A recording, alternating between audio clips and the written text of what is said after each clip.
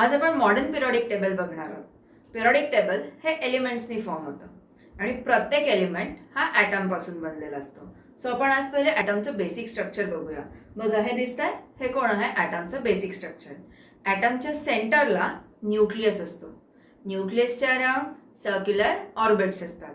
न्यूक्लियसमध्ये positive charges असतात, त्यांना आपण म्हणतो प्रोटॉन्स, आणि ऑर्बिट्समध्ये निगेटिव्ह चार्जेस रिव्हॉल्व होत असतात, त्यांना आपण म्हणतो इलेक्ट्रॉन्स. आणि ह्या पॉझिटिव्ह निगेटिव्ह चार्जेसमध्ये फोर्स ऑफ अट्रॅक्शन असतं.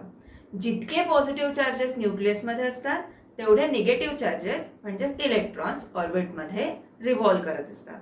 फॉर एक्झाम्पल, न्यूक्लियसमध्ये समजा 2 पॉझिटिव्ह चार्जेस असतील तर ऑर्बिटमध्ये 2 इलेक्ट्रॉन्स रिव्हॉल्व करत असणार.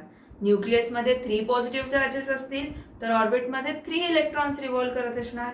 जर न्यूक्लियसमध्ये 4 पॉझिटिव्ह चार्जेस असतील तर ऑर्बिट्समध्ये 4 इलेक्ट्रॉन्स रिव्हॉल्व करत असणार. आणि जसे जसे पॉझिटिव्ह निगेटिव्ह चार्जेस इन्क्रीज होत जातात त्यांच्यामधलं फोर्स ऑफ अट्रॅक्शन सुद्धा इन्क्रीज होत जातं. आता आपण परत एकदा पिरियडिक टेबल बघूया. पिरियडिक टेबलमध्ये वरती H दिसतोय.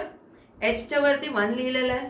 तो कोण आहे? तर H फॉर हायड्रोजन, आणि 1 कोण आहे? त्याचा ॲटॉमिक नंबर. आता ॲटॉमिक नंबर म्हणजे काय? तर जितके पॉझिटिव्ह चार्जेस म्हणजे प्रोटॉन्स न्यूक्लियसमध्ये असतात किंवा जितके निगेटिव्ह चार्जेस म्हणजे इलेक्ट्रॉन्स ऑर्बिट्समध्ये रिव्हॉल्व करत असतात त्याला आपण म्हणतो त्याचा ॲटॉमिक नंबर.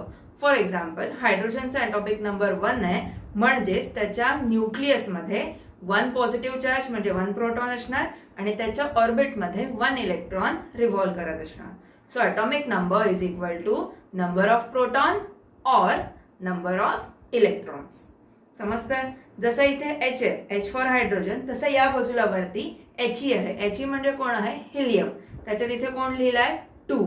त्याच्याच खाली 3, 4, 5, 6, 7, 8, 9, 10, 11, 12, 13, 14, 15, 16, 17, 18 हे सगळे कोण आहेत? त्या प्रत्येक इलेमेंटचे ॲटॉमिक नंबर्स आहेत. आता आपण त्याच्यातलं एक इलेमेंट बघूया. आपण घेऊया इकडनं Na, ॲटॉमिक नंबर 11. तुम्हाला इलेक्ट्रॉनिक कॉन्फिगरेशन लिहिता येतं. सो आपण ह्या Na पण इलेक्ट्रॉनिक कॉन्फिगरेशन बघूया. Na इलेक्ट्रॉनिक कॉन्फिगरेशन काय आहे? ॲटॉमिक नंबर 11 असल्यामुळे 2, 8, 1. आता 2, 8, 1 हे त्याचं इलेक्ट्रॉनिक कॉन्फिगरेशन आहे. म्हणजेच काय? त्याच्या फर्स्ट ऑर्बिटमध्ये 2 इलेक्ट्रॉन्स असणार, सेकंडमध्ये 8 आणि थर्ड ऑर्बिटमध्ये 1 इलेक्ट्रॉन असणार. सो आपण फिल करूया. Naच्या न्यूक्लियसच्या बाहेरच्या फर्स्ट ऑर्बिटमध्ये किती इलेक्ट्रॉन्स फिल करायचे आहेत? 2. सो 1, 2. सेकंड ऑर्बिटमध्ये किती असणार आहेत? 8. सो 2 + 8 किती होणार आहेत? 10. तर ते पण फिल करूया. 3, 4, 5, 6, 7, 8, 9, 10. 10 इलेक्ट्रॉन्स झाले. आता राहिला कुठला? 1 शेवटचा. तो कुठे असणार? थर्ड ऑर्बिटमध्ये. म्हणजे तो 11th इलेक्ट्रॉन आहे, त्याला आपण थर्ड ऑर्बिटमध्ये फिल करूया. 11 केला फिल. आता 11th इलेक्ट्रॉन हा लास्ट शेवटच्या थर्ड ऑर्बिटमध्ये आहे ना, म्हणून त्या ऑर्बिटला आपण काय म्हणतोय? Valence orbit. त्या ऑर्बिटला काय म्हणायचं आहे? Valence orbit. आणि न्यूक्लियस पासून या व्हॅलन्स ऑर्बिट पर्यंतचा डिस्टन्स त्याला आपण म्हणतो atomic radius or atomic size. आता हा 11th इलेक्ट्रॉन ह्या व्हॅलन्स ऑर्बिटमध्ये आहे ना, म्हणून त्या इलेक्ट्रॉनला सुद्धा आपण काय म्हणू शकतो? Valence electron. समजतं? आणि त्याचं दुसरं नाव आहे मोस्ट लूजली बाउंडेड इलेक्ट्रॉन. आता व्हॅलन्स ऑर्बिटमधल्या इलेक्ट्रॉनला व्हॅलन्स इलेक्ट्रॉन म्हणतात, ठीक आहे, पण मग त्याला मोस्ट लूजली बाउंडेड इलेक्ट्रॉन का म्हणतात? तर आपण बघूया की न्यूक्लियस पासून फर्स्ट ऑर्बिट न्यूक्लियसच्या जवळ आहे, सेकंड ऑर्बिट अजून लांब आहे, आणि हा 11th इलेक्ट्रॉन कुठे आहे? थर्ड ऑर्बिटमध्ये. म्हणजे न्यूक्लियस पासून लांब लांब चाललाय ना, आणि जसं जसं न्यूक्लियस पासून लांब लांब जाणार तर इलेक्ट्रॉन आणि न्यूक्लियस मधले पॉझिटिव्ह चार्जेस यांच्यामधलं फोर्स ऑफ अट्रॅक्शन कमी होत जाणार. सो हा 11th इलेक्ट्रॉन डिस्टन्सने जास्त आहे, त्याच्यामुळे न्यूक्लियस आणि 11th इलेक्ट्रॉन ह्यांच्यामध्ये डिस्टन्स जास्त असल्यामुळे फोर्स ऑफ अट्रॅक्शन काय आहे? कमी. आणि फोर्स ऑफ अट्रॅक्शन कमी असल्यामुळे आपण त्या इलेक्ट्रॉनला काय म्हणतो? Most loosely bounded electron. So आता त्याच्याबद्दल आपल्याला बघायचं आहे.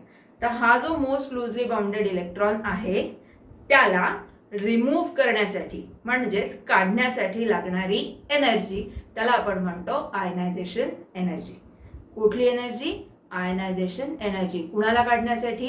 समजा मी न्यूक्लियस आहे, तर माझा सगळ्यात आउटर मोस्ट ऑर्बिट मधला इलेक्ट्रॉन म्हणजेच व्हॅलन्स इलेक्ट्रॉन ला रिमूव्ह करण्यासाठी लागणारी एनर्जी त्याला आपण काय म्हणतोय, आयनायझेशन एनर्जी. सो आयनायझेशन एनर्जीची डेफिनेशन काय होणार आहे? So ionisation energy of an element is defined as the minimum amount of energy required to remove the most loosely bounded electron from an isolated gaseous atom in its ground state. आता ही झाली ionization energy. ह्या ionization energy वरती खूपशे factors, खूपशा गोष्टी affect करत असतात. So आता आपण बघणार आहोत फॅक्टर्स अफेक्टिंग आयनायझेशन एनर्जी. त्याच्यामधला पहिला फॅक्टर आहे ॲटॉमिक साईज.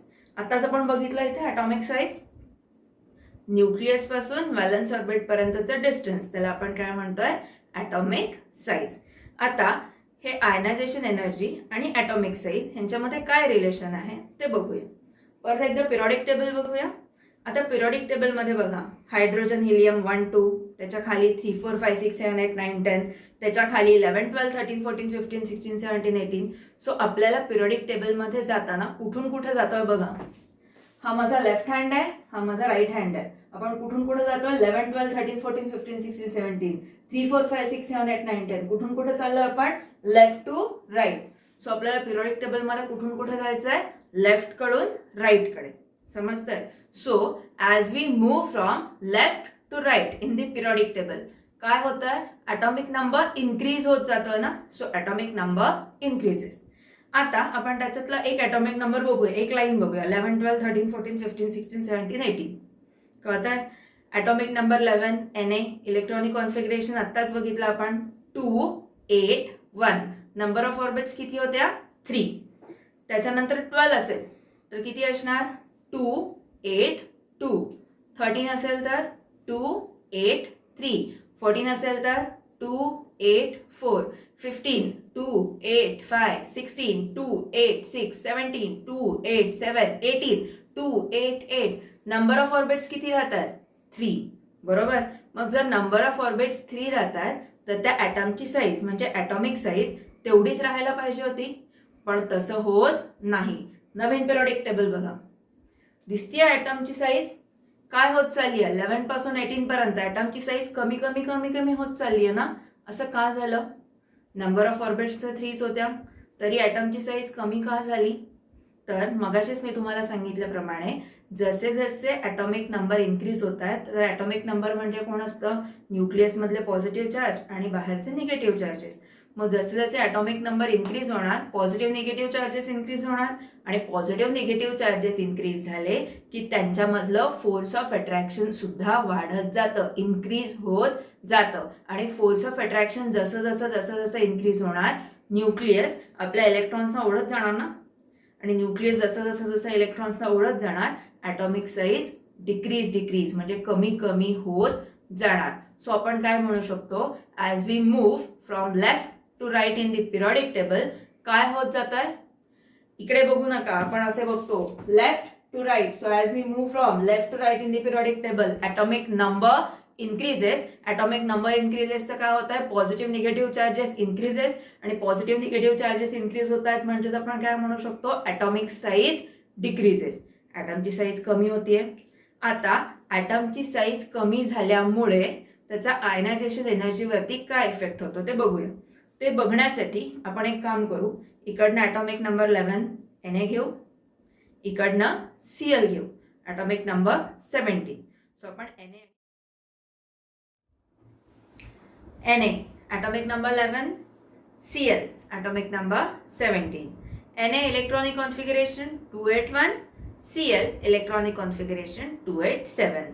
म्हणजेच Na आउटर मोस्ट ऑर्बिटमध्ये 1 इलेक्ट्रॉन आहे, Clच्या आउटर मोस्ट ऑर्बिटमध्ये म्हणजेच व्हॅलन्स ऑर्बिटमध्ये 7 इलेक्ट्रॉन्स आहेत. आपण कोणाबद्दल बघतोय, ॲटॉमिक साईज. Na ची ॲटॉमिक साईज जास्त आहे, Clची ॲटॉमिक साईज कमी आहे. कुठून कुठे गेलो आपण, लेफ्ट कडून राईटला. लेफ्ट राईट जाताना ॲटॉमिक साईज कमी झाली आहे. आता ॲटॉमिक साईजचा आयनायझेशन एनर्जीवरती काय परिणाम होतो ते परत बघू. Na न्यूक्लियस पासून व्हॅलन्स इलेक्ट्रॉनचं डिस्टन्स कसं आहे, जास्त. Cl न्यूक्लियस पासून हे जे व्हॅलन्स इलेक्ट्रॉन्स आहेत डिस्टन्स कसं आहे, कमी. बरोबर. आता Na जो व्हॅलन्स इलेक्ट्रॉन आहे डिस्टन्स जास्त असल्यामुळे फोर्स ऑफ अट्रॅक्शन कसं असणार आहे, कमी, आणि फोर्स ऑफ अट्रॅक्शन कमी असल्यामुळे Na व्हॅलन्स इलेक्ट्रॉनला मी एकदम इझिली रिमूव्ह करू शकते. सो Na व्हॅलन्स इलेक्ट्रॉनला रिमूव्ह करण्यासाठी लागणारी एनर्जी म्हणजेच आयनायझेशन एनर्जी कशी आहे, कमी. का? डिस्टन्स जास्त असल्यामुळे आयनायझेशन एनर्जी कमी. तेच Cl कडे जाऊ. Clच्या आउटर मोस्ट ऑर्बिटमध्ये 7 इलेक्ट्रॉन्स आहेत, पण त्यांचं डिस्टन्स कसं आहे, न्यूक्लियस पासून कमी. आणि न्यूक्लियस पासून डिस्टन्स कमी असल्यामुळे न्यूक्लियसने त्यांना कसं पकडून ठेवलंय, घट्ट पकडून ठेवलंय ना. सो त्यांना रिमूव्ह करण्यासाठी एनर्जी कशी लागणार आहे, मला जास्त लागणार आहे. समजतंय? इथे 7 इलेक्ट्रॉन्स आहेत म्हणून एनर्जी जास्त लागणार आहे असं नाहीये. या 7 पैकी कुठलाही 1 इलेक्ट्रॉन काढायला सुद्धा मला एनर्जी कशी लागणार आहे, जास्त. का? कारण ते न्यूक्लियसच्या काय आहेत, जवळ. आपण सध्या नंबर ऑफ इलेक्ट्रॉन्स बद्दल बोलतच नाही आहोत, आपण ॲटॉमिक साईज बद्दल बोलतोय ना. सो ॲटॉमिक साईज कमी असल्यामुळे न्यूक्लियस पासून त्यांचा डिस्टन्स कमी आहे, आणि डिस्टन्स कमी असल्यामुळे फोर्स ऑफ अट्रॅक्शन जास्त आहे, आणि फोर्स ऑफ अट्रॅक्शन जास्त आहे म्हणून त्यांच्यामधला मोस्ट लूजली बाउंडेड इलेक्ट्रॉन म्हणजेच व्हॅलन्स इलेक्ट्रॉनला रिमूव्ह करायला एनर्जी मला कशी लागणार आहे, जास्त. म्हणजेच आयनायझेशन एनर्जी मला कशी लागणार आहे, जास्त. सो ॲटॉमिक साईजचा आयनायझेशन एनर्जीवरती काय इफेक्ट होतं बघा. लेफ्टला ॲटॉमिक साईज जास्त आहे, राईटला ॲटॉमिक साईज कमी आहे. सो आपण काय म्हणतो, लेफ्ट टू राईट जाताना ॲटॉमिक साईज कमी झाली, डिक्रीज झाली. सो ॲटॉमिक साईज जर डिक्रीज होतीये तर डिस्टन्स सुद्धा डिक्रीज होत आहे न्यूक्लियस आणि व्हॅलन्स इलेक्ट्रॉन मधलं. आणि डिस्टन्स डिक्रीज झालं की फोर्स ऑफ अट्रॅक्शन इन्क्रीज होतं, आणि फोर्स ऑफ अट्रॅक्शन इन्क्रीज झालं की इलेक्ट्रॉन पकडून ठेवतो. म्हणजे इलेक्ट्रॉनला रिमूव्ह करण्यासाठी एनर्जी कशी लागली, जास्त. लेफ्टला एनर्जी कमी, आयनायझेशन एनर्जी कमी लागतीये, राईटला आयनायझेशन एनर्जी जास्त लागतीये. सो आपण काय म्हणणार, as we move from left to right in the periodic table ionisation energy increase होत जातीये, वाढत वाढत जातीये. आणि ॲटमची साईज काय होत जातीये, डिक्रीज होत जातीये, कमी कमी होत जातीये. सो हे उलट होतं ना. सो आपण काय म्हणू शकतो, atomic size inversely proportional to ionisation energy.